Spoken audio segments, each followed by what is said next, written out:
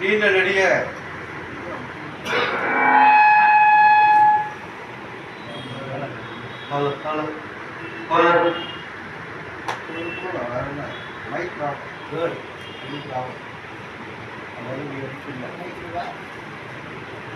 நீண்ட நெடிய இந்த தமிழ் இலக்கிய பேரவை ஒரு வரலாற்று தமிழ் இலக்கிய பேரவையாக அமையக்கூடிய வாய்ப்பை அமையும் என்ற ஒரு நோக்கை அடையும். ஏன்னா 31 ஆண்டுகளாக தமிழ் இலக்கிய பேரவை நடந்து கொண்டிருக்கிறது. அருமையான தலைப்புகளில் சிறந்த சிந்தனையாளர்கள், சிறந்த தமிழ் பேராசிரியர்கள், தமிழ் முனிவர் பட்டம் பெற்றவர்கள், பிற ஆளுமைகள்லாம் இங்கே வந்து உரையாற்றக்கூடிய வல்லமை பெற்ற ஒரு மேடையாக இந்த மேடை அமைந்துள்ளது. இந்த மேடையில் நமக்கு ஒரு வாய்ப்பு கிடைக்கிறதுனா அது ஒரு பெரிய விஷயமா நான் பார்க்குறேன்.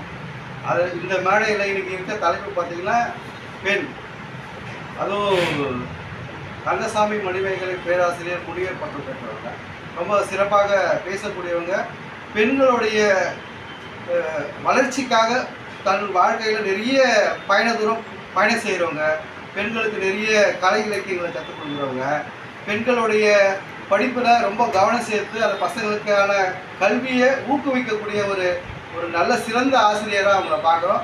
அது கலை இலக்கியத்தில் ரொம்ப ஈடுபாடாக இருக்கக்கூடியவங்க, அதுவும் நிறைய விஷயங்களை பேசக்கூடிய வல்லமை படித்தவங்க.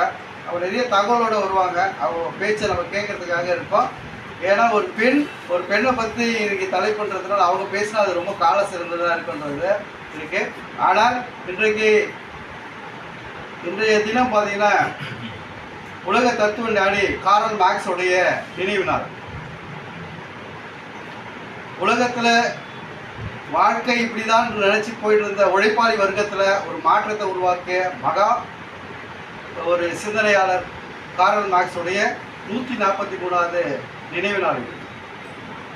ஏன்னா அவங்களுக்கு பின்னாடியும் கார்ல் மார்க்ஸ் முன்னாடியும் ஜென்னின்ற ஒரு பெண் இந்த மார்க்ஸுடைய வளர்ச்சிக்காக தன் வாழ்க்கையை அர்ப்பணித்து தன்னுடைய சந்தோஷங்கள், துக்கம், தன்னுடைய பொருளாதார ஆசைகள் எல்லாத்தையும் இழந்து மார்க்ஸுடைய இந்த புத்தகம் எழுதுவதற்காக உழைக்கும் மக்களுக்காக வாழ்க்கையை மாற்றக்கூடிய ஒரு மாற்று சிந்தனை எழுதுவதற்காக களமாடியது யார் என்றால் மார்க்ஸாக இருந்தாலும் அதற்கு முதுகெலும்பாக தன்னுடைய வாழ்க்கையை அர்ப்பணித்த ஜென்னியை, அந்த ஒரு பெண்மணியை, ஒரு பெண் மார்ச் 8 பெண்கள் தினத்தை ஒட்டி தான் இந்த கூட்டம் நடக்குது.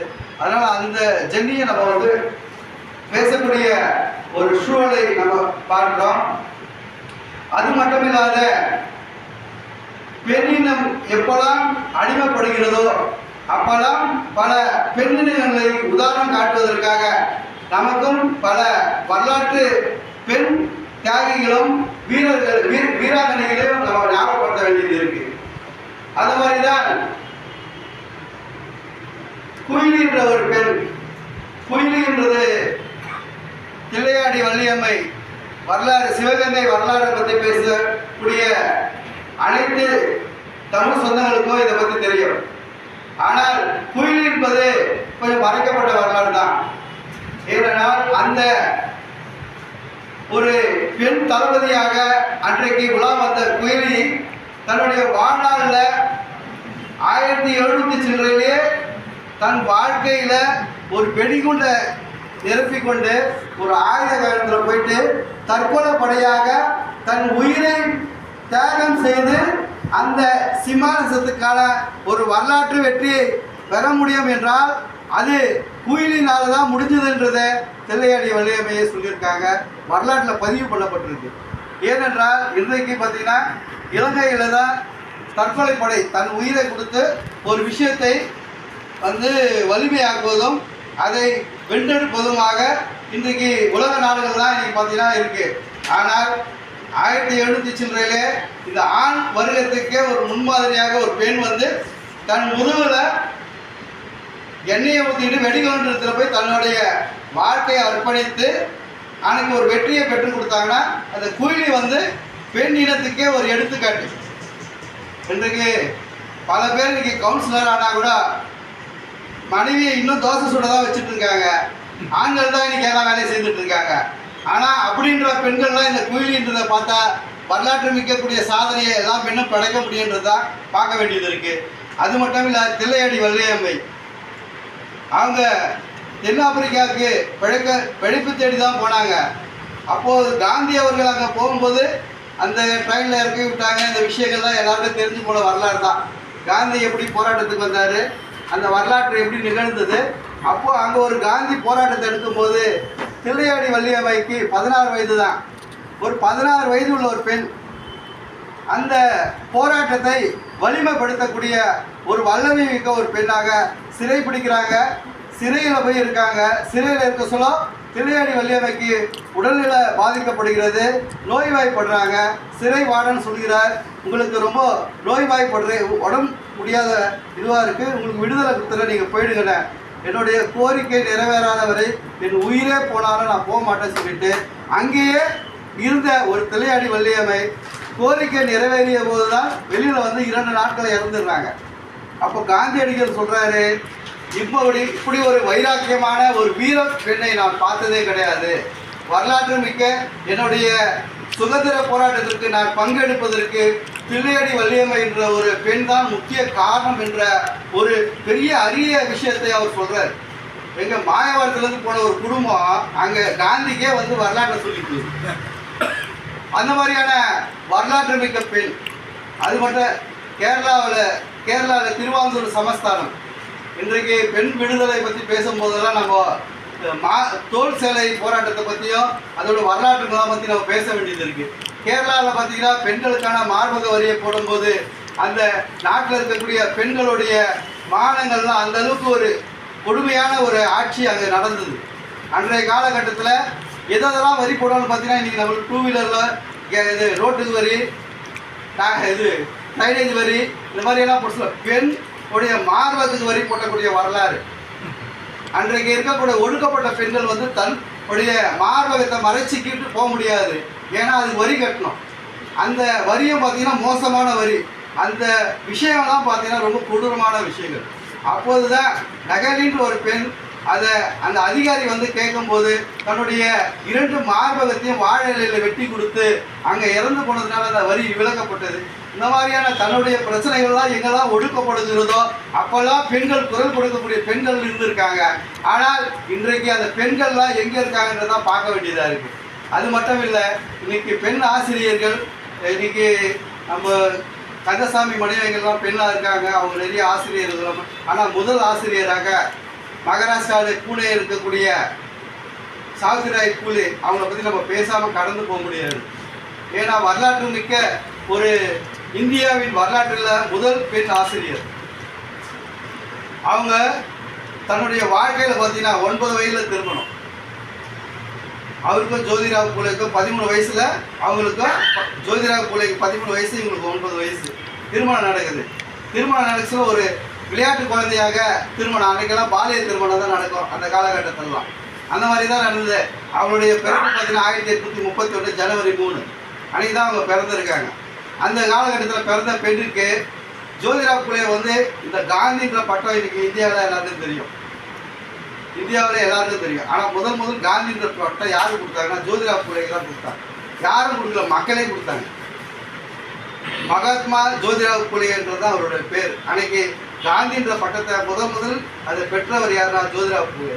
அவர் வந்து வரலாற்று மிக்க அவருடைய வரலாறு நீண்ட நெடிய வரலாறு. அதை நம்ம பேசுகிறோம். பெண்களுக்கான சாவித்ரிபாய் பூலே வந்து தன்னுடைய வாழ்க்கையில் வீட்டிலேயே கல்வி கற்றுக் கொடுக்குறார். பெண் கல்வியை முக்கியமாக உணர்கிறார். ஒடுக்கப்பட்ட மக்களும் தாழ்த்தப்பட்ட மக்களும் அங்கே இருக்கக்கூடிய பூனே நகரங்களில் பார்த்தீங்கன்னா பெண் கல்வியே கிடையாது.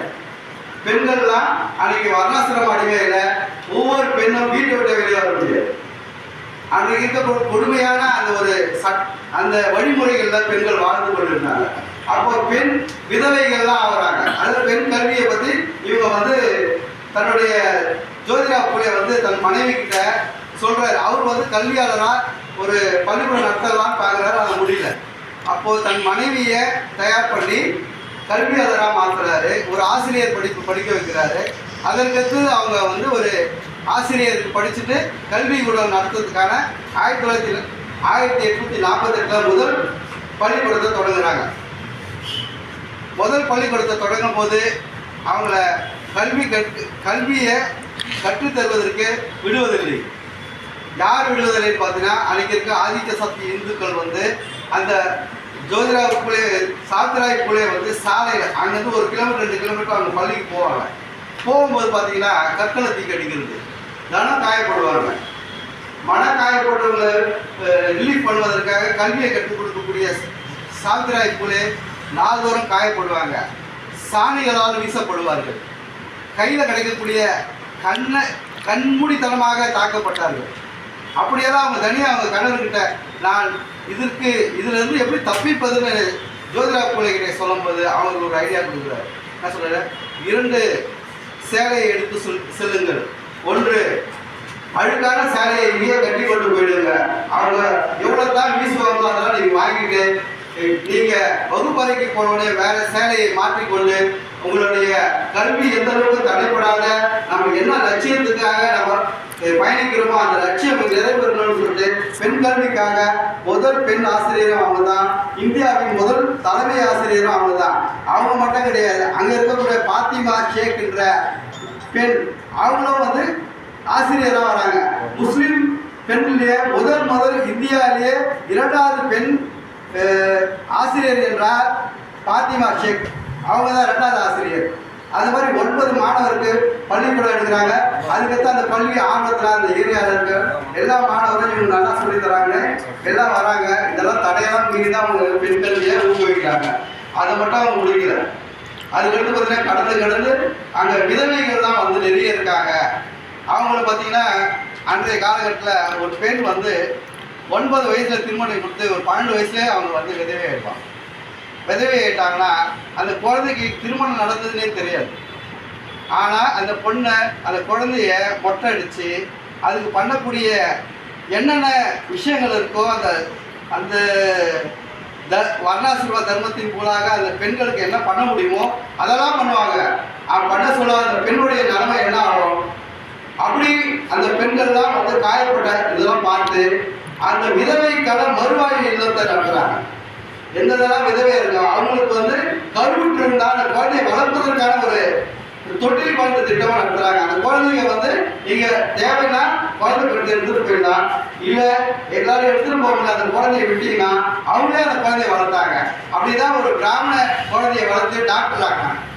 யஸ்வந்த்ன்ற ஒரு குழந்தைய எடுத்து டாக்டராக்கி அந்த எல்லாருக்கும் இலவச மருத்துவத்தை பார்த்தாங்க. அது மாதிரியான ஒரு பெரிய விஷயம். அவங்களுடைய கடைசி வாழ்க்கை எப்படி இருக்குன்னா அடுத்தடுத்து செய்கிறாங்க. அவங்களோட தியாகங்கள் பார்த்தீங்கன்னா சந்தோஷத்தினால அடுத்தவங்க சர்வீஸ் பண்ணுறது தான். எதெல்லாம் சாலையில் பாதிப்பாத்திருக்கோ அதுக்கெல்லாம் தன்னுடைய முதல் குரல் கொடுத்து அதுக்கு முதல் என்ன சொல்யூஷன் பண்ண முடியுமோ அதெல்லாம் பண்ணுறாங்க. இப்படிதான் அன்றைக்கு பிளேக் நோய் வந்து இந்தியா முழுவதும் ஒரு பெரிய தாக்கத்தை அது பூனாவில் உக்கிரமாகக்கூடிய ஒரு காலகட்டம். அந்த காலகட்டத்தில் பல உயிர்களை இறந்துட்டாங்க. அப்போ தன் மகன் கிட்ட சொல்றாங்க, வளர்ப்பு மகன் கிட்ட தனியாக ஒரு ஹாஸ்பிட்டல் கட்டு இந்த நோய்க்கு ஏதாவது ஒரு நம்ம மக்கள் சாப்பிட்றாங்க அவங்களை மீட்டு எடுப்பதற்காக நம்ம ஏதாவது ஒரு வேலையை செய்து அவங்க சொல்லி ஒரு தனியாக ஒரு மருத்துவமனை கட்டி அதற்காக தன் வாழ்க்கையில இவங்களே போய் களத்தில் இருக்கிறாங்க. அன்னைக்கு பிளேக் நோயை பார்த்து அச்சப்பட்டு ஓடின மக்கள் மத்தியில எல்லாரையும் அரவணைச்சு அன்னைக்கு ஒரு அன்னை தெரசா மாதிரி அவங்க பயணிச்சிருக்காங்க. அவங்களை கூப்பிட்டு வந்து நோய் வாய்ப்பட்டு அந்த பிளேக் நோயினால 1897 மார்ச் மாதம் 10ஆம் தேதி தான் அவங்களுடைய நினைவு நாள். இந்த மாதிரியான பெண்களுடைய வரலாற்றில் நம்ம எத்தனையோ பெண்களை போகலாம், அன்னை தெரசா இவங்களை எல்லாரையும் சொல்லிக்கிட்டே போகலாம். ஆனால் அது முக்கியம் கிடையாது. இந்த வரலாற்றெல்லாம் பெண்கள் படித்து பெண்கள் வெளியில் வரும். இன்றைக்கும் பெண்கள் பார்த்திங்கன்னா பிறக்கும் போது அப்பா பார்க்குறாரு, கல்யாணம் கொடுத்துல கணவர் பார்க்குறாரு, கல்யாணம் கொடுத்து அந்த குழந்தை வளர்ந்து பண்ணி பார்த்தீங்கன்னா திருப்பி பையனே வந்து தன்னோட தாயை அடக்குவாங்க. இப்படி ஒவ்வொருத்தராக பார்த்தீங்கன்னா ஆண் வர்க்கம் வந்து பெண்களை அடக்கியே ஆளுகிறது. இன்னைக்கு ஒரு பெண் சுதந்திரமாக வளரக்கூடிய பேசக்கூடிய எல்லா விஷயத்தையும் அடைஞ்சிட்டோம்னா அடையல. எல்லா வீட்லையும் பார்த்தீங்கன்னா ஏன் நைட் ஆயிடுச்சு, ஏன் இவ்வளோ லேட்டாக வரீங்க.